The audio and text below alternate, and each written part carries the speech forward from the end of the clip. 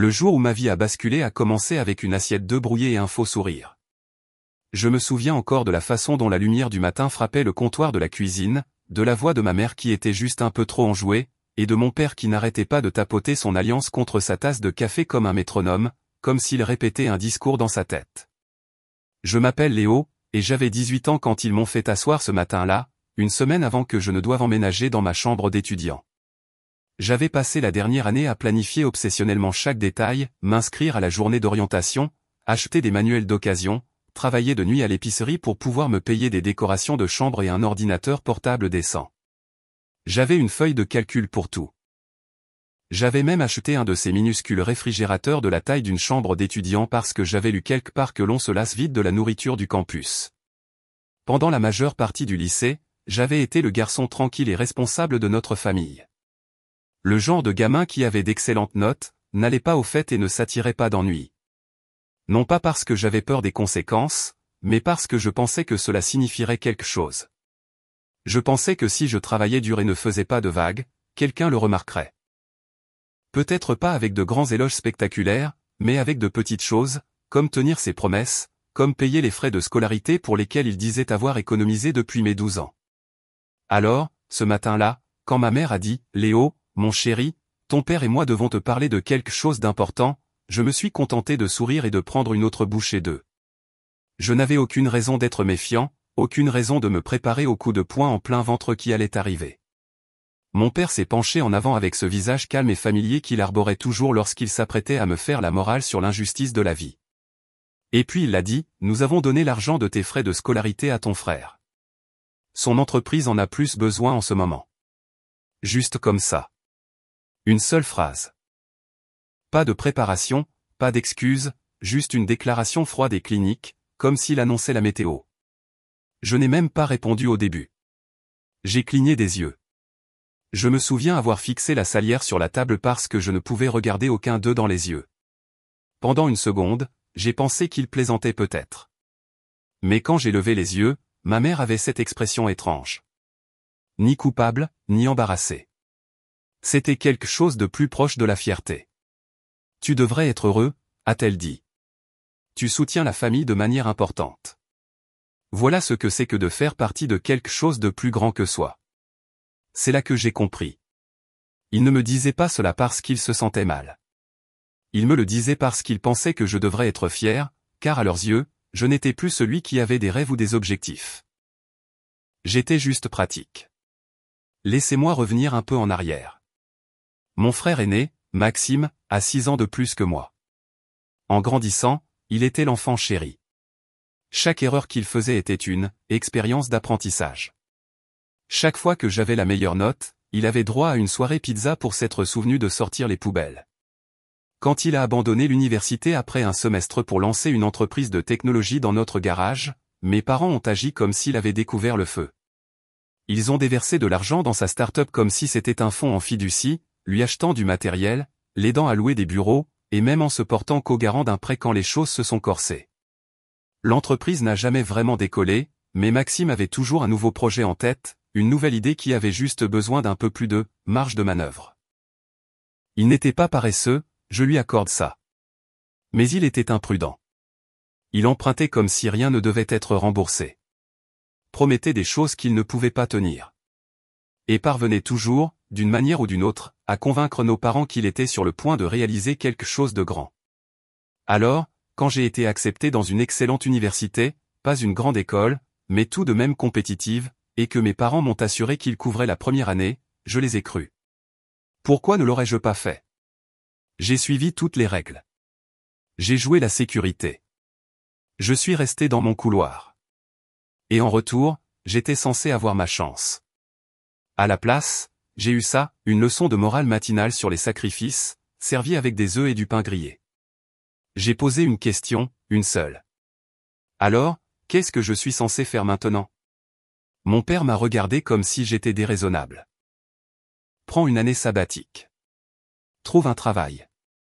Beaucoup de jeunes de ton âge ont besoin de temps pour savoir ce qu'ils veulent faire. J'ai déjà trouvé, ai-je dit, reconnaissant à peine ma propre voix. Je suis censé emménager la semaine prochaine. Nous savons, a dit ma mère doucement, comme si cela améliorait les choses. Et nous sommes vraiment désolés pour le moment choisi. Mais tu es intelligent, Léo. Tu trouveras un autre moyen. Le pire n'était pas la décision. C'était la façon dont ils agissaient, comme si c'était pour moi une occasion de grandir, comme si se faire voler son avenir était une sorte d'exercice de développement du caractère. Je n'ai pas crié. Je ne me suis pas disputé. Je n'ai pas pleuré. J'ai juste hoché la tête. Puis je me suis excusé, j'ai quitté la table, je suis monté dans ma chambre et j'ai fermé la porte. C'est à ce moment-là que tout a changé car, au fond de moi, quelque chose s'est cassé. Pas de manière spectaculaire, comme dans un film où je briserais un miroir ou frapperais un mur. C'était plus silencieux que cela, plus définitif, comme un interrupteur qui s'éteint. Je n'ai pas dormi cette nuit-là. Je suis resté assis dans mon lit, à regarder le plafond, repassant chaque conversation que j'avais eue avec mes parents et qui me semblait soudainement fausse. Toutes les fois où ils m'avaient dit qu'ils étaient fiers. Toutes les fois où ils avaient dit « on te soutient ». C'était comme réaliser que son filet de sécurité était en papier. Le lendemain matin, j'ai commencé à faire mes valises. Pas pour l'université, pour quelque chose de complètement différent. Et ce fut le commencement. Le commencement d'une longue année. Le commencement du silence entre mes parents et moi. Le commencement de ma disparition, non pas physiquement, mais émotionnellement. J'ai quitté la maison avec 2 valises, 900 € de mon travail à l'épicerie, et une règle gravée dans mon esprit, ne jamais compter sur quelqu'un qui te traite comme un plan de secours. Et pendant que l'entreprise de mon frère brûlait de l'argent comme un feu de joie, j'étais sur le point de lancer quelque chose à moi, quelque chose dont je n'ai parlé à personne, quelque chose de discret, quelque chose d'intelligent. Car s'ils voulaient que je soutienne la famille, j'allais leur montrer exactement à quoi cela ressemblait. Mais pas de la manière dont ils s'y attendaient. Loin de là. Je n'avais pas de plan. Pas de vrai plan, en tout cas. Mais j'avais de la motivation et de la rage. Le genre de colère calme et patiente qui ne s'éteint pas rapidement. Le genre qui mijote pendant des mois, se cristallisant en quelque chose de tranchant, d'utile. J'ai déménagé le jour même où ils ont lâché la bombe. Je ne leur ai même pas laissé la chance de me demander où j'allais. J'ai juste emballé mon ordinateur portable, mes vêtements et le peu d'argent que j'avais économisé, et j'ai contacté un gars avec qui je travaillais à l'épicerie, Hugo, qui avait une chambre de libre dans son appartement de l'autre côté de la ville. Ce n'était pas luxueux. Il n'y avait pas de climatisation, et je devais dormir sur un futon qui grinçait si je respirais trop fort, mais c'était à moi. Et plus important encore, ce n'était pas à eux. Je ne les ai pas complètement coupés de ma vie. Au début, ils m'ont envoyé quelques textos la première semaine, prenant des nouvelles comme si de rien n'était. Comment se passe la recherche d'emploi? Fais-nous savoir si tu as besoin de quelque chose. Je n'ai pas répondu. Je n'étais pas prêt. J'étais trop occupé à me sentir stupide de leur avoir fait confiance, trop occupé à me noyer dans l'amertume pour laquelle je n'avais aucun exutoire. Je passais mes journées à naviguer entre les petits boulots sur le Bon Coin et les vidéos YouTube sur le marketing numérique, le commerce électronique, le codage, tout ce qui pourrait mener à quelque chose de plus stable que de remplir des rayons. La nuit, je travaillais dans une sandwicherie locale. J'ai dit à Hugo que je prenais juste une année pour réfléchir avant l'université. Je ne lui ai pas dit pourquoi. Je ne pouvais même pas le dire à voix haute sans ressentir un étrange mélange d'humiliation et de fureur, comme si on m'avait escroqué et qu'on s'attendait ensuite à ce que je remercie le croupier. Pendant ce temps, Maxime était partout. Il était sur tous les réseaux sociaux de mes parents. Ma mère postait des photos de son bureau comme si c'était le siège de la NASA. Mon père partageait des liens vers le site web de son entreprise comme s'il lançait le prochain Google. Chaque légende suintait la fierté. Si fier de notre aîné qui poursuit ses rêves. Soutenez les petites entreprises. Découvrez la nouvelle aventure de Maxime. Ça me rendait malade.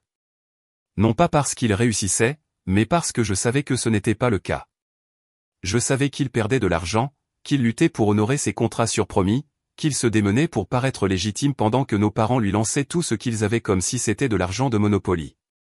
Il n'était pas méchant, juste gâté. Le genre de type qui n'a jamais appris ce que « non » signifiait parce que personne ne le lui avait jamais dit. Environ un mois après mon déménagement, ma mère m'a envoyé une photo de Maxime debout devant une immense bannière qui disait « Innovatech, grande ouverture ». Ils avaient loué un espace de coworking en centre-ville. Ballon, cérémonie d'inauguration. Mes parents souriaient en arrière-plan comme s'ils venaient de gagner à la loterie. Je n'ai pas répondu. Je n'ai félicité personne. J'ai juste regardé cette photo et j'ai réalisé à quel point j'étais complètement seul. Et c'est là que quelque chose a changé. J'aurais pu continuer à bouder. J'aurais pu attendre un an et réessayer avec des bourses et des prêts. Mais je savais mieux maintenant. Je savais que si je voulais un avenir, je devrais le construire moi-même, brique, par dépit, s'il ne restait que ça. Alors, j'ai commencé à apprendre de manière obsessionnelle. J'avais toujours été doué en technologie. Au lycée, je donnais des cours particuliers, j'aidais les enfants à réparer leur téléphone, j'avais même assemblé quelques ordinateurs personnalisés. Mais maintenant, j'ai commencé à aller plus loin. Je me suis appris à gérer des publicités Facebook, à trouver des produits gagnants en dropshipping, à rédiger des textes de vente qui convertissent réellement. Je regardais 10 heures de tutoriels par jour, je suivais des cours en ligne que je ne pouvais pas me permettre et trouvais d'autres moyens d'y accéder. J'ai testé tous les essais gratuits connus de l'homme. J'ai beaucoup échoué. J'ai perdu de l'argent sur de mauvaises idées de produits. J'ai mangé beaucoup trop de nouilles instantanées. Mais j'ai continué. Au bout de 3 mois, j'ai lancé ma première vraie boutique.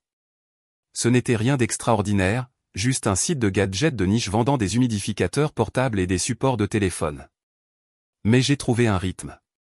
J'ai tout réinvesti. Je vivais avec 3 fois rien.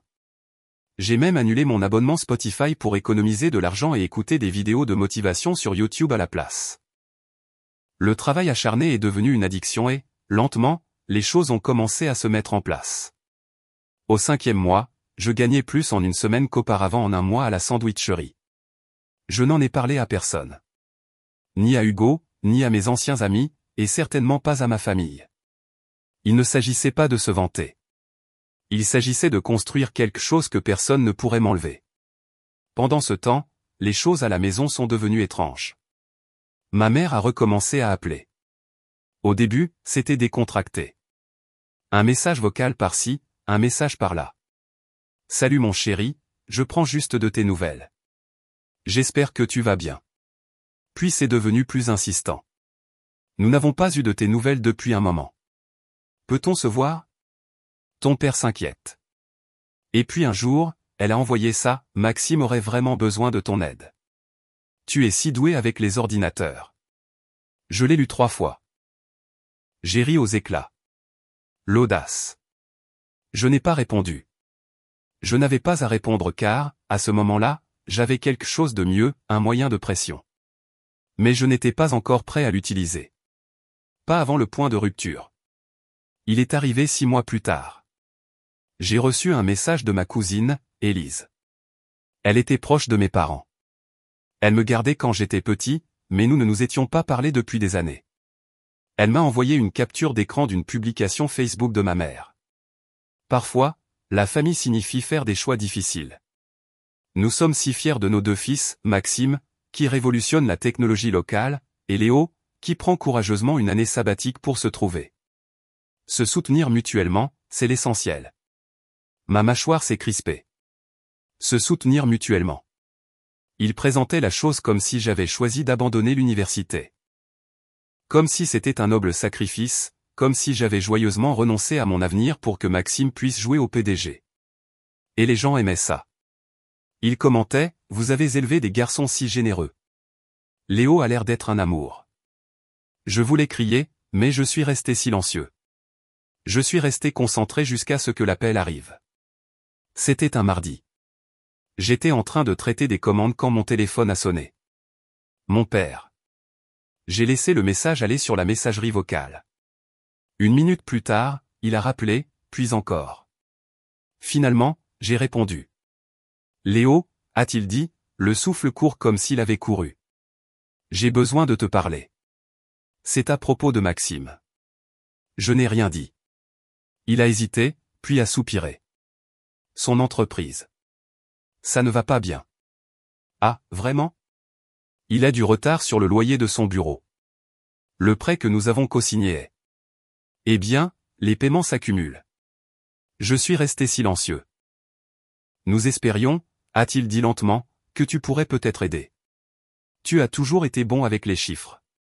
Peut-être que tu pourrais jeter un œil au compte. Voir s'il y a quelque chose qui nous échappe. C'était le moment. La seconde exacte où j'ai senti la fracture dans notre famille s'élargir en un canyon.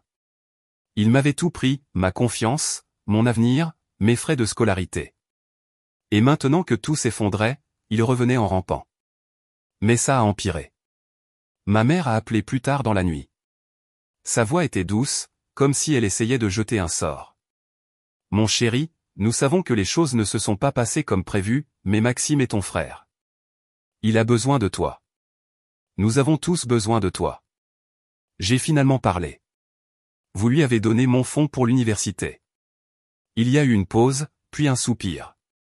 Nous le lui avons prêté. C'était une décision familiale. Non, c'était votre décision, ai-je dit, la voix tremblante. Je n'ai rien accepté. Nous ne pensions pas que tu serais si rigide à ce sujet. Rigide, comme si s'attendre à ce que ses parents honorent leurs paroles était une sorte de défaut de personnalité. Nous vous avons soutenus tous les deux de différentes manières, a-t-elle ajouté. Maxime a juste besoin de plus en ce moment. Et de quoi ai-je besoin, moi, ai-je demandé.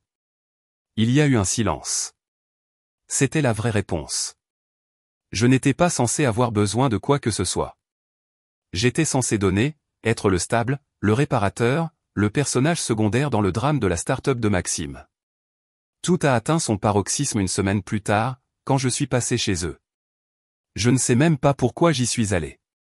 Peut-être qu'une partie de moi voulait encore qu'ils le reconnaissent, qu'ils assument ce qu'ils avaient fait, qu'ils s'excusent. Au lieu de cela, je suis entré en plein milieu d'une intervention. Maxime était là. Mes parents aussi. Le salon était propre, comme s'ils attendaient des invités. Ma mère a souri dès que je suis entré. Nous sommes si heureux que tu sois venu. Assieds-toi. Je suis resté debout. Maxime avait l'air épuisé. Des cernes sous les yeux, son ordinateur portable ouvert devant lui. Léo, mec, a-t-il dit, j'ai merdé. Je sais, mais j'ai juste besoin d'un peu d'aide.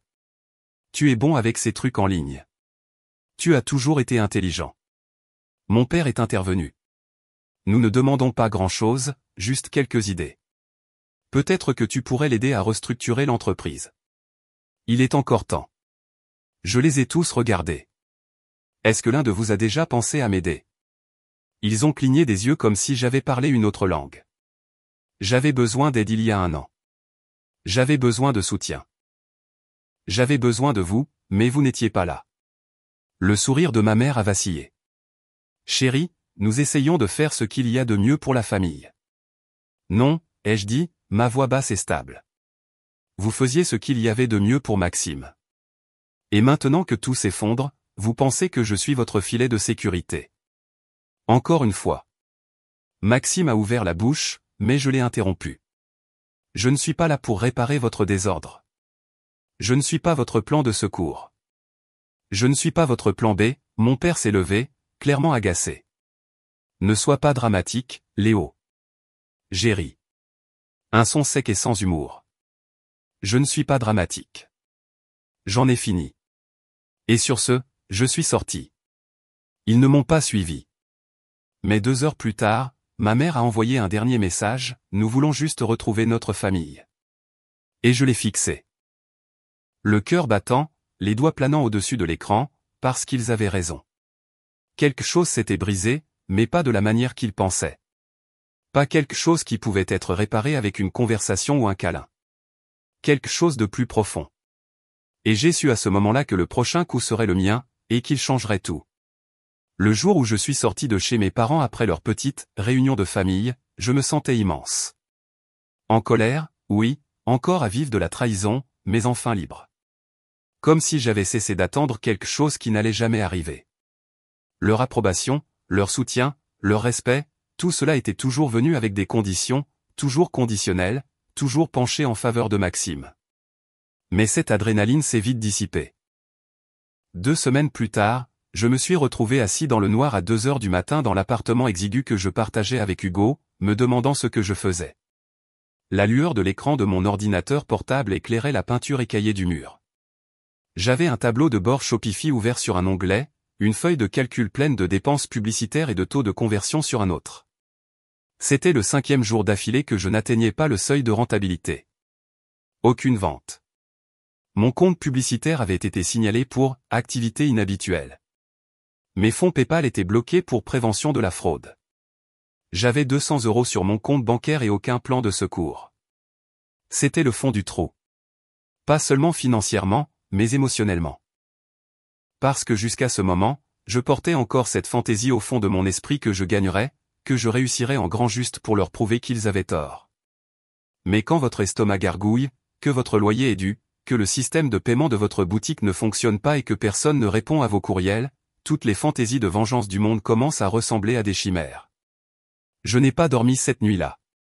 Le lendemain matin, je me tenais devant le miroir en me brossant les dents, et je reconnaissais à peine le type qui me regardait. Peau pâle, yeux lourds. Je ressemblais à un fantôme dans ma propre vie. Le même jour, Hugo m'a surpris dans la cuisine, penché sur mon téléphone, à faire défiler sans but des offres d'emploi. Il n'a pas dit grand-chose, a juste pris un soda dans le réfrigérateur et s'est appuyé contre le comptoir. « Ça va ?» a-t-il demandé. « Oui », ai-je menti. Il a hoché la tête. « Cool. Tu continues ton truc de business en ligne ?» J'ai haussé les épaules. « J'essaie. » Il a fait une pause d'1 seconde, puis a dit quelque chose que je n'oublierai jamais. « Eh bien, n'oublie pas de manger. Même les gladiateurs ont besoin de sandwichs. » C'était une phrase tellement stupide, mais j'ai souri pour la première fois depuis des jours. Cet après-midi-là, je suis allé à la bibliothèque. Pas un café, pas un espace de coworking, juste une bibliothèque publique avec un Wi-Fi faible et des lumières vacillantes. J'y suis resté des heures. Pas de distraction, pas de bruit, juste moi, un cahier et la détermination de trouver une solution. J'ai élaboré un nouveau plan, un meilleur. Au lieu de courir après des produits à la mode ou d'essayer de devenir riche rapidement, j'ai décidé de construire quelque chose de petit, de stable et d'honnête. J'ai étudié le référencement naturel comme si ma vie en dépendait. J'ai regardé des vidéos sur le marketing d'affiliation, les sites de contenu de niche, la création de listes de diffusion, l'optimisation des pages de destination. Fini les trucs pour devenir riche rapidement. Fini le dropshipping de produits de fournisseurs douteux. Juste du contenu réel et de valeur. C'est ainsi que j'ai lancé mon premier site d'information. Il portait sur le matériel de camping portable, quelque chose qui m'intéressait vraiment. J'ai écrit chaque article moi-même. J'ai passé des semaines à compiler des critiques de produits, à apprendre le regroupement de mots-clés, la recherche de liens retour et la magie noire de l'algorithme de Google. C'était lent. Le premier mois, le site dépassait à peine les 20 visiteurs par jour, mais je me suis accroché. J'ai mis à jour les articles, testé différentes versions de titres, trouvé de meilleurs programmes d'affiliation, me suis concentré sur la confiance. Pendant ce temps, je prenais des missions en freelance pour joindre les deux bouts, rédaction, audit de référencement, et même aider les entreprises locales à réparer leur site web cassé. Je survivais à nouveau. Pas encore en plein essor, mais je survivais. Et puis, un petit miracle. 3 mois après le lancement du site, un de mes articles, Top 5 des réchauds de camping ultra légers pour 2022, a été repris par un plus grand blog d'équipement de plein air. Ils y ont mis un lien dans un article récapitulatif. Du jour au lendemain, mon trafic a triplé. J'ai gagné 170 € cette semaine-là en commission d'affiliation. C'est là que j'ai su que je tenais quelque chose. Cette petite victoire est devenue une étincelle. J'ai continué à construire, j'ai écrit plus d'articles, j'ai contacté plus de blogs, j'ai embauché un éditeur bon marché sur Upwork quand je ne pouvais plus suivre, j'ai investi dans un meilleur thème, un hébergement plus rapide, j'ai créé une newsletter, j'ai lancé un deuxième site, cette fois dans une niche totalement différente, les outils de productivité minimaliste. À la fin de cette année, je gérais 3 sites. Un rapportant 750 € par mois, un autre 350, et le dernier atteignant à peine le seuil de rentabilité. Mais ensemble, ils s'additionnaient. Je n'étais pas riche, mais je n'en avais pas besoin. J'étais libre. J'avais tout construit moi-même. Sans université, sans diplôme, sans aide. Et toujours pas un seul mot à mes parents. Ils ne savaient pas ce que je faisais. Pour autant qu'ils le sachent, j'étais toujours en train de me trouver, toujours à patauger dans une sorte de torpeur post-année sabbatique pendant que Maxime essayait de ranimer son monstre de Frankenstein technologique. Mais même ça se délitait, par le bouche à oreille, principalement par Élise, ma cousine, qui gardait le contact malgré la tension. J'ai appris que l'entreprise de Maxime implosait. Son principal client s'était retiré. Son loyer était en retard de 4 mois. Le prêt que nos parents avaient cosigné était en défaut de paiement. Il y avait des rumeurs selon lesquelles il était poursuivi en justice pour des logiciels non livrés. Apparemment, il avait commencé à se présenter au dîner de famille en ayant l'air d'être l'ombre de lui-même. Sa petite amie l'a quitté. Il est retourné vivre dans le sous-sol de mes parents, le même où sa start-up avait commencé des années auparavant. Mes parents, eux aussi, craquaient. Ma mère publiait de moins en moins. Fini les légendes dithyrambiques sur l'esprit brillant de Maxime. Mon père a cessé de répondre aux textos de la famille élargie qui commençait à poser des questions embarrassantes sur l'argent. Et moi?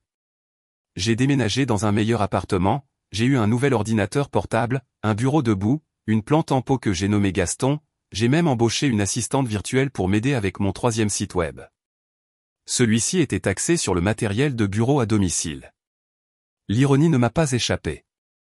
Maxime avait le bureau tape à accent grave-l'œil avec des inaugurations et des murs de verre. J'avais une chambre calme, une chaise décente et des revenus constants. J'ai pensé à les contacter. J'ai pensé à remuer le couteau dans la plaie, mais je ne l'ai pas fait. Je n'en étais pas encore là. Car même si les choses s'amélioraient, une partie de moi souffrait encore.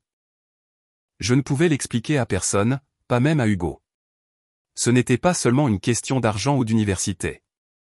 C'était la trahison, le fait que les gens qui m'avaient élevé, qui prétendaient m'aimer, m'avaient regardé dans les yeux et m'avaient dit que mes rêves n'avaient pas d'importance, que mon avenir était jetable, que mon travail acharné était négociable. Ça laisse une marque. Ça change votre façon de faire confiance. Ça change votre façon d'espérer. Mais même les cicatrices peuvent se transformer en armure. Et finalement, j'ai commencé à me sentir de nouveau fort. Un jour, environ 1 an après avoir quitté la maison, j'ai reçu un appel. Numéro inconnu. J'ai laissé le message aller sur la messagerie vocale. C'était Maxime. Sa voix était tremblante, plus basse que je ne l'avais jamais entendue. Salut, Léo. Je sais que ça fait un bail. Je ne sais pas, mec. Les choses vont vraiment mal en ce moment. J'ai merdé. Je sais, mais j'aurais vraiment besoin d'aide. J'ai écouté ce message 6 fois. Non pas parce que j'envisageais de l'aider. Ce n'était pas le cas. J'ai écouté parce que je voulais comprendre à quoi ressemblait le son de quelqu'un à qui on avait toujours tout donné qui se retrouvait finalement sans personne pour le rattraper. Je ne l'ai jamais rappelé, mais j'ai gardé le message. Il me rappelait pourquoi j'avais fait tout ça en premier lieu. Pourquoi je restais éveillé toutes les nuits à étudier des choses que personne ne m'avait apprises. Pourquoi j'avais traversé des crises de panique, des semaines à $0 et des propriétaires qui se fichaient que vous soyez en train de vous chercher. Parce qu'ils m'avaient sous-estimé, et cette erreur allait leur coûter cher. Je n'étais plus le personnage secondaire. J'étais sur le point de devenir le rebondissement de l'intrigue. Le message vocal de Maxime est resté dans ma boîte de réception comme une mèche allumée qui ne s'est jamais vraiment consumée. Je l'écoutais tous les quelques jours, non pas parce que j'avais besoin d'un rappel du chemin parcouru, mais parce que cela me ramenait à la réalité. Cela me rappelait que pendant que j'avais passé la dernière année à trimer en silence, à grandir dans l'ombre, les personnes qui m'avaient écarté étaient maintenant en train de sombrer dans le désordre qu'elles avaient créé. Mais je n'étais pas pressé de jubiler. La vengeance, la vraie vengeance, ne consiste pas seulement à prouver à quelqu'un qu'il a tort. Il s'agit de le laisser s'en rendre compte par lui-même, lentement, douloureusement, sans bouée de sauvetage. Et ce genre de règlement de compte demande de la patience, de la précision, un peu de synchronisation et beaucoup de retenue. Et maintenant, enfin, j'avais les 3. Ma première grande opportunité est venue d'un endroit étrange, un message LinkedIn. L'une des entreprises dont je gérais le programme d'affiliation m'a contacté pour me demander si je serais intéressé par du conseil. Apparemment, mon site leur rapportait plus de ventes que certains de leurs plus gros partenaires, et ils voulaient savoir comment. Au début, j'ai hésité. Je n'avais jamais rien fait d'officiel de ce genre. Mais dès que j'ai vu leur proposition, 2800 € pour un audit de 10 heures, j'ai accepté. Ce seul contrat a payé 2 mois de loyer. Ce contrat en a entraîné 2 autres. J'avais soudainement de la crédibilité, des clients, des recommandations. Mais plus important encore, j'avais une idée. Ça a commencé comme une blague, vraiment. Hugo et moi étions assis dans notre appartement. Il venait de quitter son travail dans la vente pour se lancer dans le développement d'applications, et j'ai mentionné à quel point ce serait drôle de faire une étude de cas public de mon parcours, de trahir à autodidacte. Hugo a ri. Tu casserais Internet. J'ai fait une pause. Non, sérieusement. Et si je racontais mon histoire, pas de manière amère, mais de manière éducative, stratégique? Et si je transformais tout ce qu'il pensait être ma chute en un plan pour construire quelque chose à partir de rien? Il s'est penché en avant. Tu aurais des clients, des sponsors, peut-être un contrat pour un livre. Peut-être, ai-je dit avec un sourire en coin. Mais plus que ça, j'attirerais l'attention. Parce que si j'allais jouer à ce jeu, si j'allais démanteler leur récit et réécrire le mien, je voulais qu'ils le voient. Cette nuit-là, j'ai acheté un nouveau nom de domaine, quelque chose de propre, de professionnel. J'ai commencé à rédiger la première d'une série de billets de blog en plusieurs parties, racontant comment j'avais construit mes sites d'affiliation, comment j'avais géré l'épuisement professionnel, comment j'avais navigué dans le champ de mine des affaires en ligne sans argent ni soutien. Ce n'était ni émotionnel ni amer. C'était chirurgical, juste les faits. Chaque article se terminait par une seule ligne, sans diplôme, sans aide, sans excuse. L'article a décollé. D'abord sur Reddit, puis sur Hacker News, puis un YouTuber de la niche financière a fait une vidéo de réaction intitulée « Le gamin qui s'est fait couper les vivres et a bâti un empire ». J'ai gagné plus de 10 000 abonnés à ma liste de diffusion en 2 semaines. Le trafic de mon site a triplé. Une entreprise a proposé de racheter l'un d'eux pour une somme à 5 chiffres. J'ai dit non parce que j'avais de plus grands projets. Des projets qui impliquaient de sortir enfin de l'ombre numérique pour entrer dans la pièce où les décisions sont prises. Alors, j'ai commencé à assister à des rencontres locales, des événements sur le référencement, des panels sur la technologie, même quelques salons de start-up.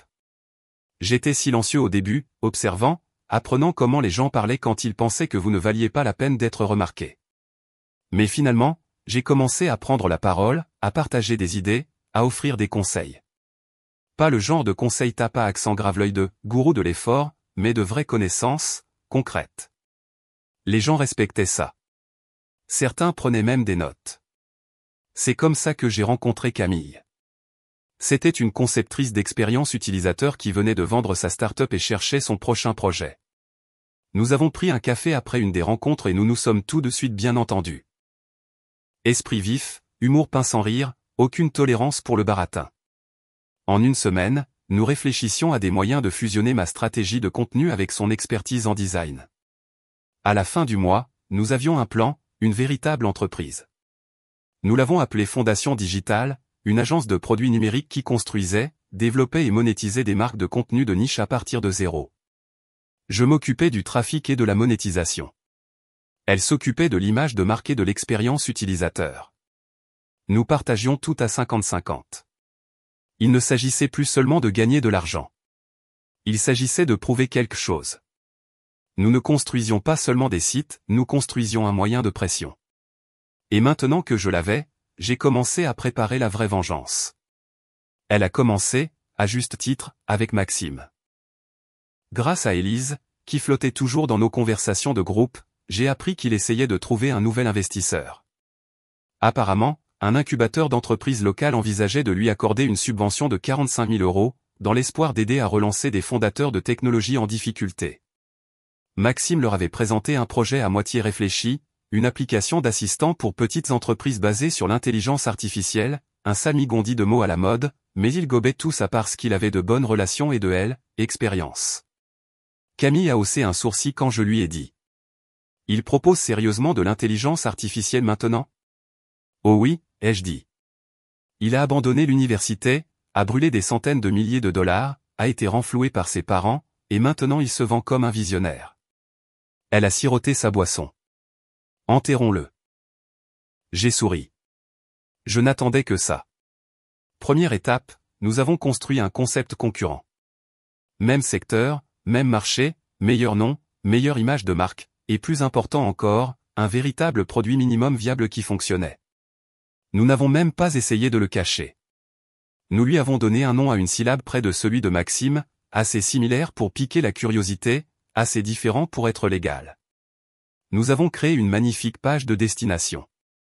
Nous avons enregistré des vidéos de démonstration. Nous avons publié un article de blog intitulé « Ce que la plupart des applications professionnelles font de travers et comment nous l'avons corrigé » avec des captures d'écran, des témoignages et une liste d'attente en direct. Ensuite, nous avons lancé des publicités, bon marché, ciblées directement sur le code postal de l'incubateur. En quelques jours, notre version était partout sur leur fil d'actualité LinkedIn. J'ai même rejoint le canal Slack public de l'incubateur sous un pseudonyme juste pour regarder. Et bien sûr, 3 jours plus tard, quelqu'un a posté, et, quelqu'un a vu ce nouvel outil? Il a l'air super propre. Ça pourrait valoir le coup d'œil avant de finaliser la prochaine subvention. Maxime ne l'a jamais vu venir. Élise m'a envoyé un texto le lendemain matin, je ne sais pas si tu es impliqué, mais Max est en train de paniquer. Lol. Je n'ai pas répondu. J'ai juste posé mon téléphone et je me suis remis au travail. Car aussi satisfaisant que ce fut de lui mettre des bâtons dans les roues, il n'était pas la vraie cible. C'étaient mes parents. Ce sont eux qui avaient parié contre moi, qui m'avaient dit que je devrais être fier de renoncer à mon avenir. Qui avait applaudi à la grande ouverture de Maxime et m'avait ignoré quand j'avais demandé « Qu'est-ce que je suis censé faire maintenant ?» J'aurais pu leur envoyer une lettre, une facture, un lien vers le blog. Mais ça aurait été trop facile. Au lieu de ça, j'ai attendu le moment parfait, et il est arrivé juste à temps pour le mariage de ma cousine Chloé. Elle se mariait dans un vignoble local, et tout le monde était invité. Toute ma famille élargie, Maxime, mes parents, même des gens que je n'avais pas vus depuis le collège. Élise m'a envoyé une capture d'écran de la liste des invités et m'a demandé si je venais. J'ai failli dire non. L'idée d'entrer dans cet événement entouré de gens qui pensaient que j'étais un décrocheur à la dérive, ça me donnait la chair de poule. Mais ensuite, j'ai eu une idée, une véritable mise en scène. J'ai appelé Camille. Que dirais-tu d'une petite démonstration? Elle a ri. J'adore le spectacle. À quoi tu penses? Je veux arriver comme un fantôme devenu millionnaire. Oh, a-t-elle dit, souriant à travers le téléphone. On va faire une révélation. Alors, nous avons tout planifié. Nous avons acheté un nouveau costume, sur mesure, élégant, sans logo, sans ostentation, juste de la présence.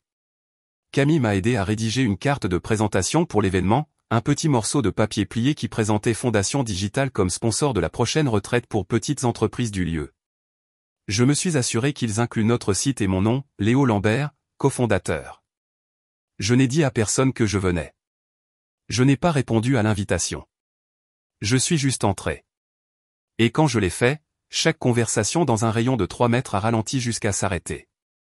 Parce que la dernière fois qu'il m'avait vu, j'étais le gamin qui avait disparu avant l'université. Celui qui avait renoncé à ses frais de scolarité, qui avait pris une année sabbatique pour se trouver. Maintenant, j'avais l'air de quelqu'un qu'on cherche sur Google. Et Maxime. Il était au bar, sirotant un verre, avec l'air d'un homme à 2 doigts de la dépression nerveuse. Nos regards se sont croisés. Il a cligné des yeux. J'ai hoché la tête. Pas un mot. Ma mère était à l'autre bout de la pièce, parlant à une grand-tante que je me rappelais à peine. Quand elle m'a enfin remarqué, son visage est passé par une réaction complète en 4 étapes, confusion, reconnaissance, sourire forcé, et quelque chose de proche de la panique. Je me suis approché, calme, civil, comme quelqu'un qui n'a besoin de rien de personne. Léo, a-t-elle dit, à bout de souffle. Je ne savais pas que tu venais. Je n'étais pas sûr non plus, ai-je dit doucement. Mais l'un des sponsors de l'événement m'a invité. Son visage a eu un tic. Oh, a-t-elle dit. J'ai laissé ça en suspens. Mon père l'a rejointe un instant plus tard.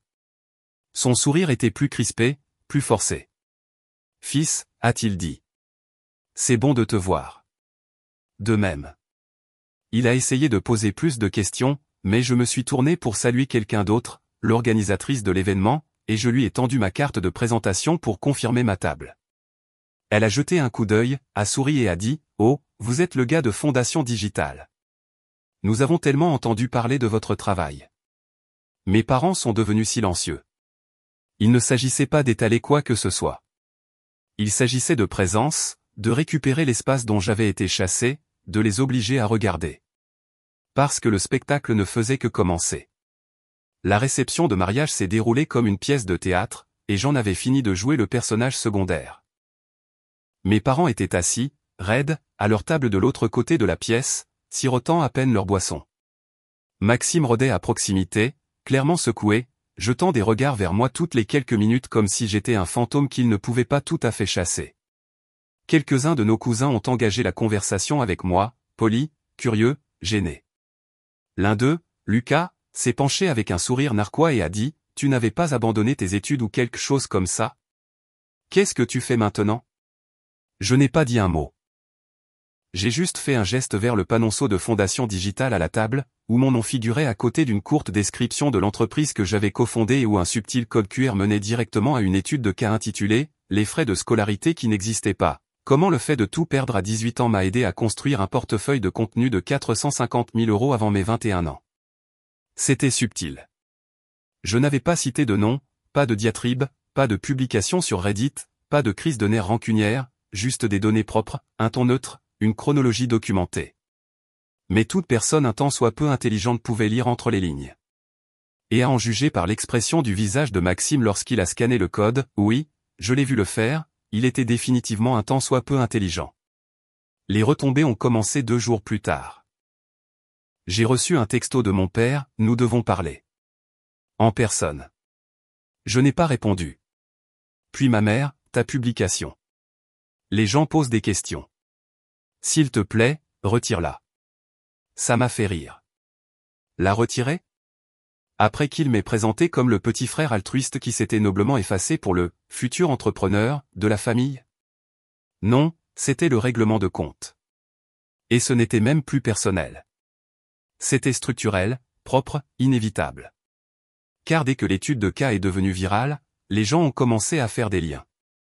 Élise m'a dit que l'ancien sous-traitant de Maxime, celui qu'il avait ignoré après lui avoir promis des options sur action, avait partagé le lien sur Twitter avec la légende « Ah, alors c'est pour ça qu'il ne m'a jamais payé ».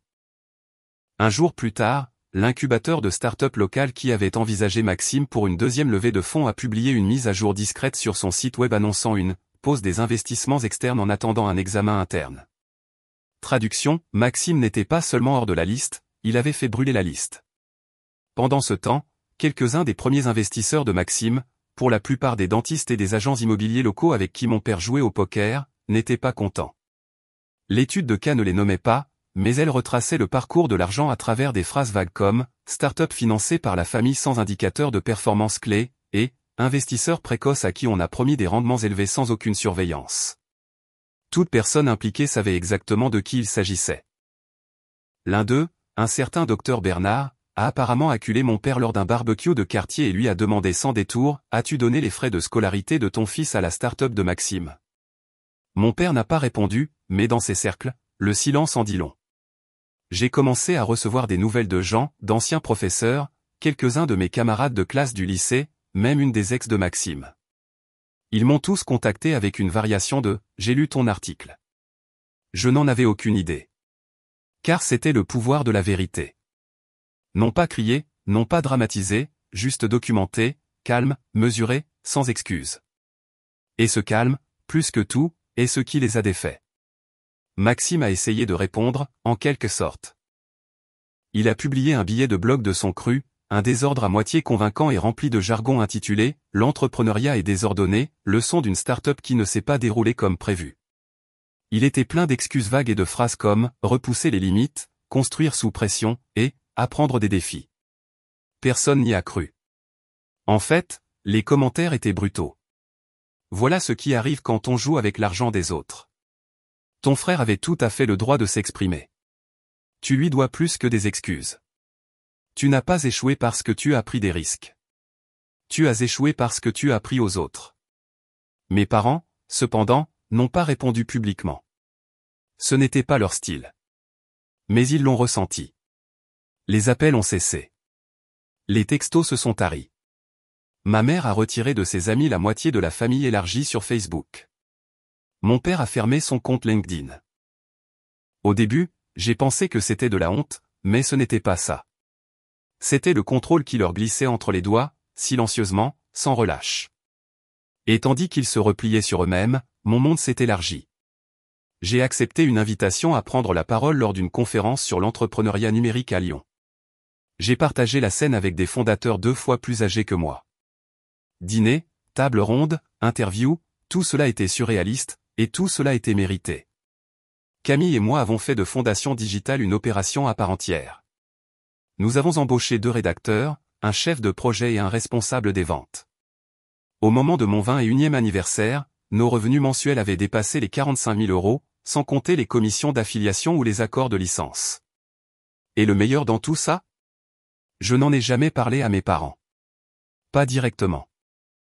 Je ne les ai jamais appelés pour me vanter. Je n'ai jamais envoyé de texto disant « Je vous l'avais bien dit ». Je n'ai jamais posté de relevé bancaire dans la conversation de groupe. Parce que le silence était plus fort. La distance était plus forte. Et la dignité hurlait. Une dernière chose s'est produite qui m'a fait réaliser que la boucle était bouclée. C'était un samedi matin quand j'ai vu l'annonce. La start-up de Maxime, ce qu'il en restait, était en cours de liquidation. Mobilier de bureau, écran, quelques bureaux debout, tout cela était publié sur Facebook Marketplace sous un compte anonyme sans photo de profil. J'ai acheté un des bureaux, je l'ai fait livrer au bureau de Fondation Digitale. Camille a trouvé que c'était un geste étrange, mais je lui ai dit que certaines choses ont simplement leur place là où elles sont enfin utiles. Et maintenant, chaque fois que je m'assois à ce bureau, cette relique ergonomique, élégante et légèrement éraflée à 1100 € de son empire déchu, je souris. Parce que ça, c'était ma vengeance. Pas de bruit, pas de spectacle. Juste un succès discret et indéniable. Le genre qu'il ne pouvait pas ignorer. Le genre qu'il ne pouvait pas toucher.